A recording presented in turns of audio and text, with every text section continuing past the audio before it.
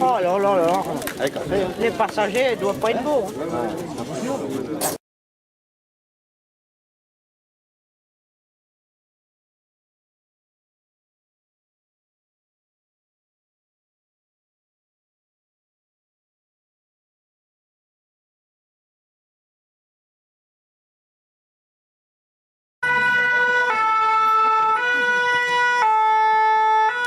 Le premier véhicule de secours, il s'arrête avant et on remercie le cascadeur qui maintenant sort de la scène, puisqu'on ne va pas s'occuper de lui, il n'est pas blessé puisque c'est un professionnel, et on va s'occuper de la dame qui est à côté. Donc vous voyez l'ambulance qui prend en compte tout de suite, qui prend en charge la victime. Ils se sont garés de manière à protéger l'accident. L'accident il est en sortie de virage. Donc l'ambulance, elle est positionnée de manière à ce que tous les gens qui vont arriver de ce côté-là seront prévenus qu'il y a un accident. C'est ce qu'on appelle la protection des lieux de l'accident. Un premier bilan est fait, ce qu'on appelle le premier bilan, un bilan d'urgence vitale, ce qui va nous permettre de déterminer toutes les lésions, toutes les blessures que la victime peut avoir. Donc le chef d'agré, il va faire un point tout de suite à ce qu'on appelle le CODIS, le Centre opérationnel départemental d'incendie et de secours, et il va demander les moyens appropriés. Le deuxième véhicule qu'il va demander, que vous verrez arriver, est un véhicule de secours routier. Donc nous sommes sur un accident de la circulation sérieux. C'est pour ça qu'il va nous falloir un deuxième véhicule pour s'occuper de la victime, pour s'occuper de la sécurité des lieux de l'accident, et puis ensuite pour la prendre en charge et la sortir du véhicule dans les meilleures conditions.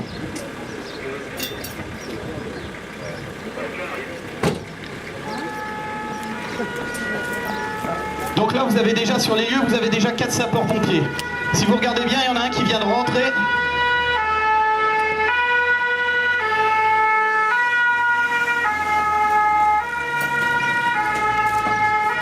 Donc si vous regardez bien, il y a un sapeur-pompier qui est dans la voiture, qui est derrière la victime, qui lui maintient la tête et qui restera avec elle tout le temps.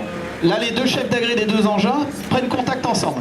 Donc vous voyez le chef du véhicule de secours routier et le chef de l'ambulance qui discutent ensemble. Le chef de l'ambulance est en train de rendre compte au chef d'agré du véhicule de secours routier de ce qui s'est passé, de l'état dans lequel est la victime, et ils décident tous les deux de la méthode qu'ils vont utiliser pour sortir la victime. En parallèle, vous voyez que les autres personnels du secours routier sont en train de préparer du matériel. Ils vont effectuer ce qu'on appelle la protection incendie. Un véhicule accidenté a toujours un risque de prendre feu, ainsi que le balisage des lieux de l'accident. Le véhicule de secours routier, comme vous voyez, c'est un véhicule qui fait du bruit. C'est un véhicule sur lequel nous avons du matériel de signalisation. Donc, on va sortir un mode éclairage qui va nous permettre la nuit, ce qui va nous permettre la nuit d'éclairer les zones de l'accident et le jour de nous faire voir de plus loin. Vous voyez sortir des extincteurs. Alors les extincteurs, c'est pour traiter le risque de feu de voiture et pouvoir réagir immédiatement au cas où la voiture prendrait feu.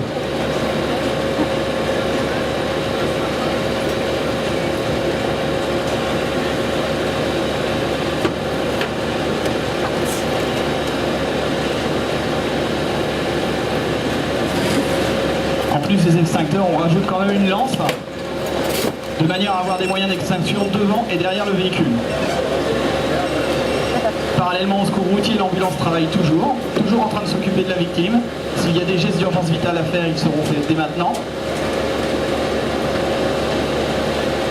Donc vous voyez, il y a déjà 2 équipes, une ambulance, 4 personnels, un secours routier, 3 personnels. Il y a déjà 7 sapeurs-pompiers qui s'occupent d'une seule victime. Vous avez un sapeur-pompier du secours routier qui est en train de réaliser la zone de sécurité pour notre travail, c'est-à-dire en train de positionner des cônes afin de protéger et les sapeurs-pompiers et la victime, mais aussi les autres usagers de la route qui vont approcher les lieux de l'accident pour éviter que ceux-ci viennent créer un suraccident.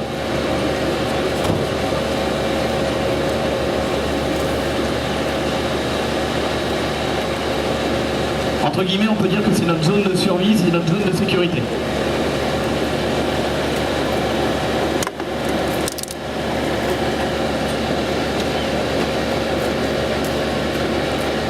Le chef de l'ambulance retourne encore à son véhicule par rapport aux premiers éléments qu'il a. Il va faire une nouvelle demande de renfort Donc il va demander, par rapport à l'état de la victime, il va demander une médicalisation de celle-ci par une équipe du SAMU. Et il va demander aussi les services de gendarmerie. Parce que nous, en tant que sapeurs-pompiers, on a fait un premier balisage, mais maintenant, on n'a pas le temps de régler la circulation, les itinéraires de délestage, etc. Donc maintenant, ce sera les services de gendarmerie ou de police en fonction des secteurs d'intervention qui viendront nous relayer sur ce service-là.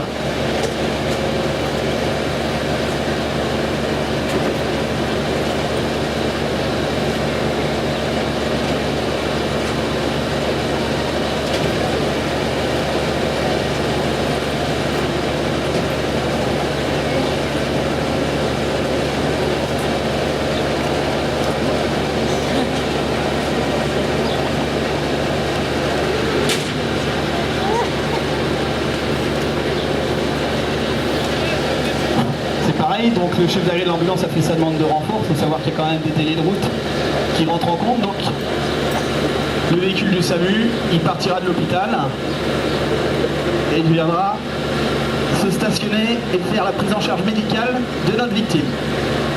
Comme je vous disais tout à l'heure, notre victime elle a été prise en charge dès le début et vous voyez elle n'est jamais restée un seul instant seule.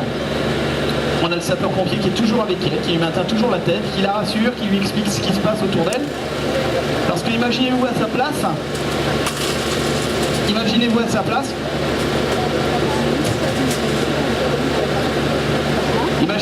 place, où vous êtes incarcéré, vous êtes coincé dans un véhicule.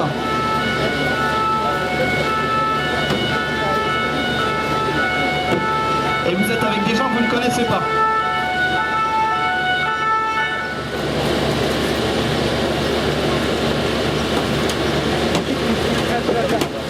Donc nous voyons arriver le SAMU, l'équipe médicale constituée d'un médecin et d'une infirmière, ainsi que les services de gendarmerie. Donc comme je vous disais, les services de gendarmerie, sur les accidents, ils ont un rôle qui nous aide énormément, puisqu'ils vont avoir un rôle de sécurité, sécuriser les lieux de l'accident, c'est aussi vous avertir et faire que vous n'ayez pas d'accident vous-même. Et après, ils vont avoir toute une partie de constatation.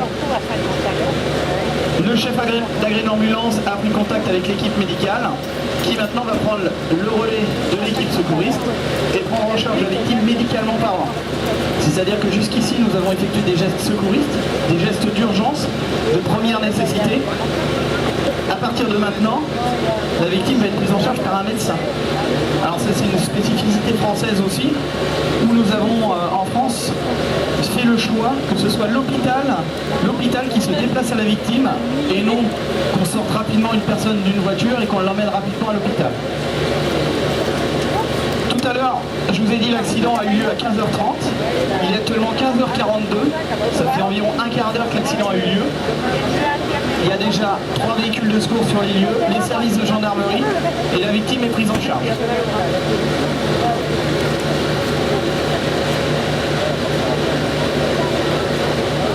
Nous avons une discussion qui s'entame systématiquement entre les sapeurs-pompiers, le SAMU et les services de gendarmerie. Chacun connaît son rôle, nous avons chacun nos missions. Et à partir de maintenant, la victime est stabilisée, techniquée, ce qu'on appelle techniquée, et on va continuer à s'en occuper jusqu'à l'hôpital. Donc pendant que tous les secouristes médicaux s'occupent de la victime, vous avez pu voir les services, les personnels du véhicule de secours routier caler notre véhicule accidenté. C'est-à-dire que le rôle du calage, c'est de faire que le véhicule ne bouge plus. On peut toujours, sur un accident comme ça, suspecter une grave lésion de la colonne vertébrale. Donc, dans le véhicule, alors pour l'instant vous ne voyez pas beaucoup, vous verrez quand la victime sortira. Dans le véhicule, la victime a été totalement immobilisée. Donc en fait, on préserve du mieux qu'on peut sa colonne vertébrale. On va lui injecter, donc vous voyez qu'il y a une perfusion qui a été posée déjà. Donc en fait, on va lui injecter des antidouleurs, des médicaments, de manière à maintenir son état. À côté de ça, le secours routier est en train de mettre en place, de préparer tout le matériel pour la désincarcération. Ils ont donc calé le véhicule pour éviter qu'il bouge et que la victime soit secouée. Ils ont effectué une phase de dégarnissage, c'est-à-dire qu'ils ont enlevé en fait tous les plastiques, toutes les mousses, toutes les parties à l'intérieur de l'ambulance de la voiture qui nous auraient gênés pour découper, puisque la cisaille elle ne découpe que la ferraille, elle ne découpe pas les plastiques.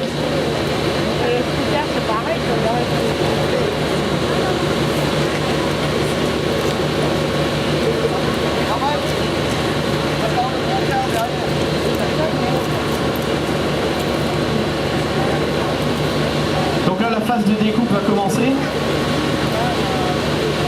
On est en train de protéger la victime, elle va être sous une couverture. Donc la victime, je vous rappelle que c'est quelqu'un qui a mal, qui est coincé dans son véhicule, qui est avec des gens autour d'elle qu'elle ne connaît pas. Et là on la met dans le noir avec un sapeur-pompier. La couverture c'est pour la protéger des éventuels éclats de verre, éclats de métal. Vous verrez que les sapeurs-pompiers ainsi que l'équipe médicale vont pendant la phase de désincar se reculer légèrement pour être protégés.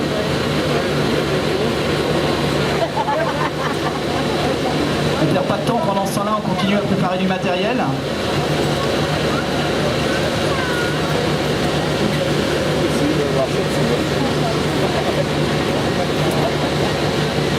Et on va attaquer la coupe du véhicule.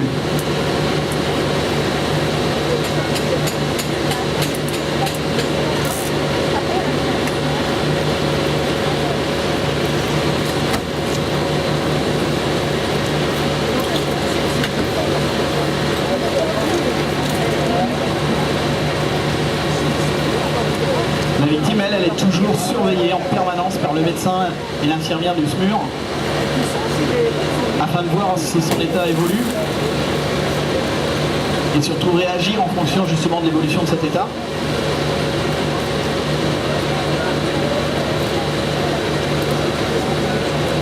Donc pour les gens qui sont près du véhicule de secours routier, vous pouvez voir que c'est assez bruyant.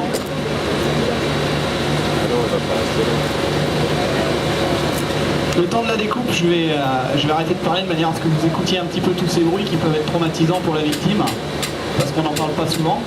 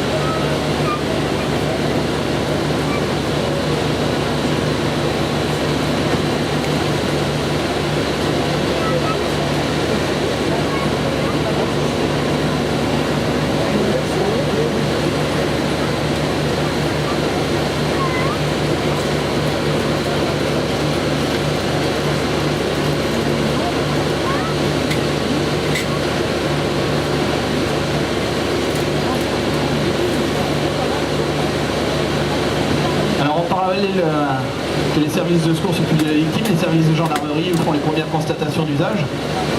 Donc ils font le tour des véhicules pour voir si c'est pas un défaut mécanique, si c'est pas que la personne n'avait pas bien entretenu son véhicule. Donc ça après c'est en relation avec les assurances que les torts, les dommages seront partagés entre les différents conducteurs.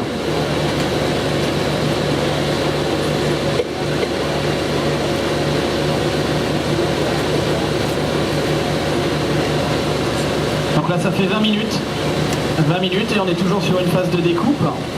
Donc les phases de désincarcération peuvent durer de 40 minutes à plusieurs heures en fonction de l'état des véhicules. Donc aujourd'hui on est sur une voiture qui n'est pas trop déformée, juste l'avant.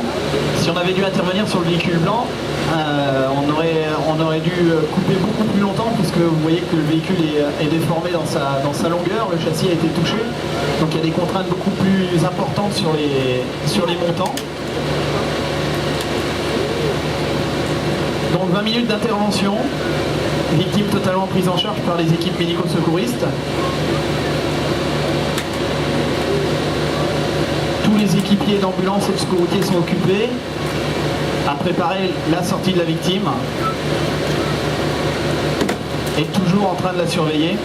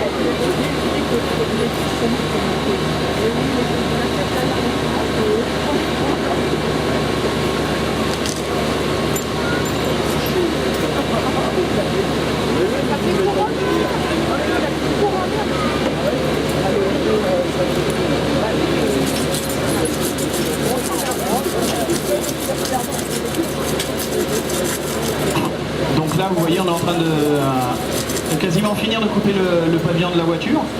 On découpe le pare-brise. Sur 6 montants, il y en a déjà 4 de coupés. Il en reste plus que 2 pour faire un cabriolet.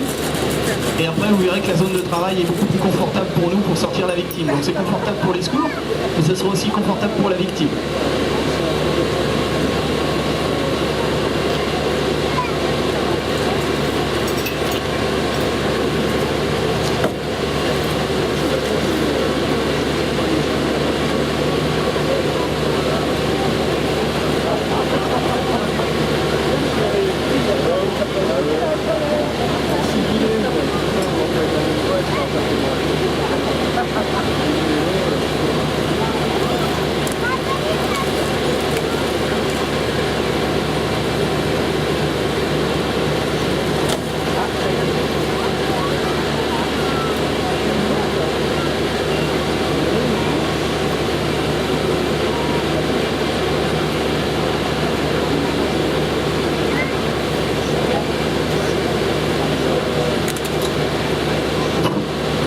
Donc voilà, comme vous pouvez le constater, ça fait presque 30 minutes que l'accident a eu lieu. 30 minutes après l'impact, on enlève le toit du véhicule et vous allez voir l'espace qui va s'être dégagé pour les services de secours. Donc on a toujours des petits détails, hein, il reste des câbles à enlever.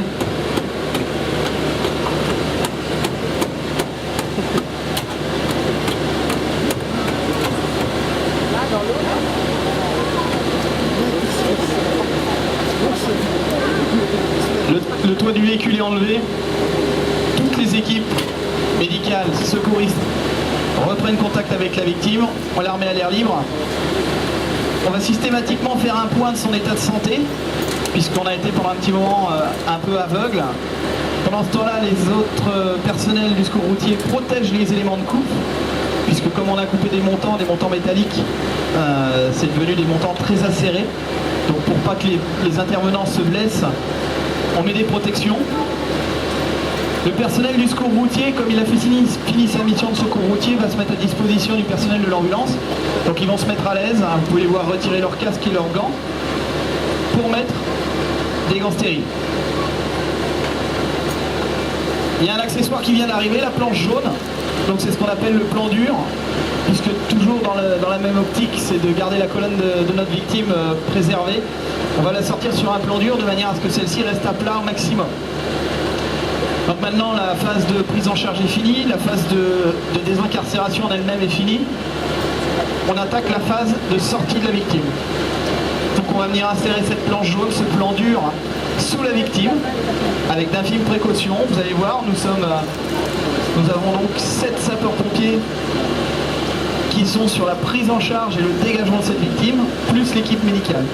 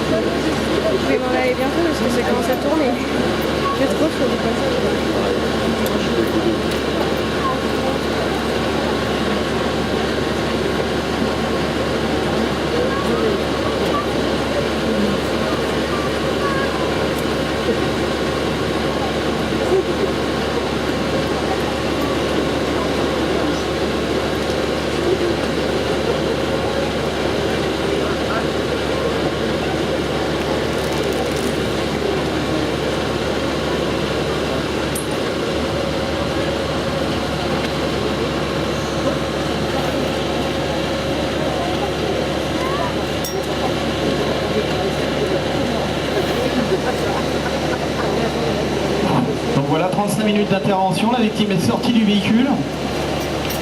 Donc nous maintenant, nous allons la transférer du plan dur au brancard, afin de pouvoir la conditionner dans un matelas coquille et pouvoir l'emmener sur un centre hospitalier.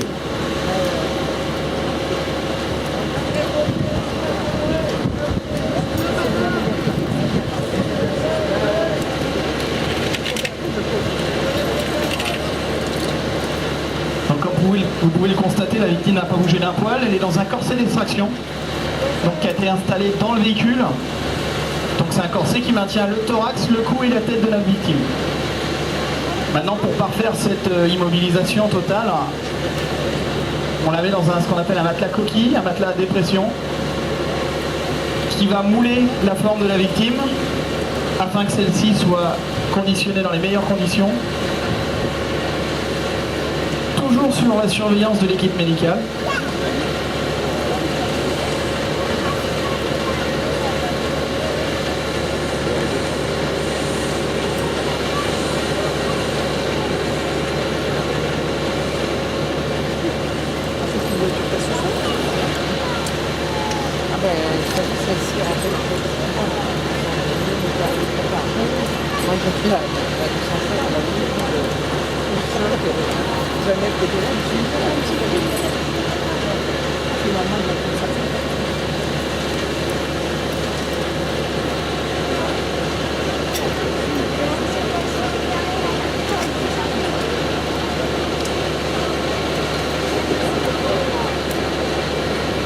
Le conditionnement terminé, on va repositionner le brancard sur le porte-brancard.